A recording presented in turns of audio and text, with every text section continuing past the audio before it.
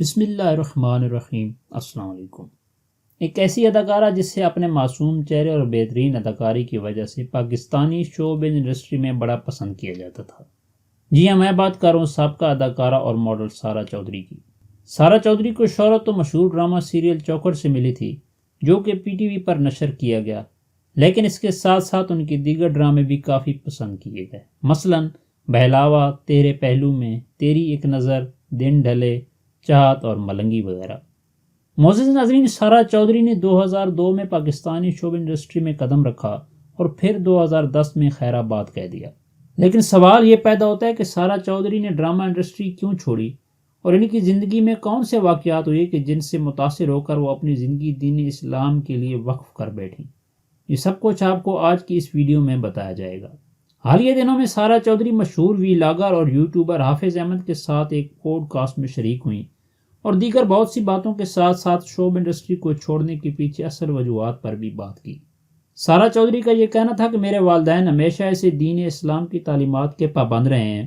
میرے ابو نماز کے متعلق بہت پابند ہیں اور مجھے بھی ہمیشہ روزانہ نماز پڑھنے کی تاکید کرتے تھے، جبکہ میری امی بھی جوانی ہی سے نماز و روزہ کی پابند رہی ہیں، اور شاید یہی وجہ تھی کہ میں بچپن ہی سے روحانیت کی طرف مائل رہی اور ہمیشہ اللہ سے دعا مانگی تھی کہ مجھے ایسا انسان بنا دے جیسا تیری رضا اور خواہش ہو۔ میرا یہ ماننا ہے کہ اللہ کی طرف سے ہدایت بھی تبھی ملتی ہے جب آپ اللہ کی طرف سچے دل سے رجوع کریں اور اپنی زندگی کو اللہ کی خواہش کے مطابق گزاریں۔ اس کے علاوہ سارہ چودھری نے بتایا کہ میری خالہ جو کہ صرف 38 سال کی تھیں اور ان کی اچانک موت نے مزید میرا رجحان دین کی طرف کر دیا، اور میں نے پکا فیصلہ کر لیا کہ اب شوب انڈسٹری میں دوبارہ قدم نہیں رکھوں گی۔ سارہ چودھری نے مزید بھی یہ بتایا کہ مجھے اپنے دوستوں کے ساتھ بھی باہر جانے کی اجازت نہیں تھی۔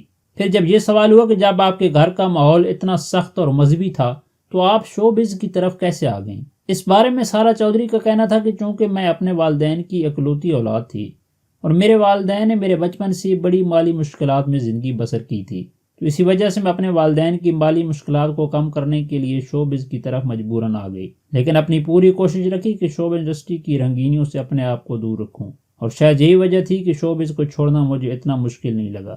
دوستو، آپ کو یہ ویڈیو کیسی لگی؟ اپنی رائے کا اظہار کامنٹ سیکشن میں ضرور کیجیے گا۔ تو ملتے ہیں ایک نئی ویڈیو کے ساتھ، تب تک کے لیے اللہ آپ کا حامی و ناصر ہو۔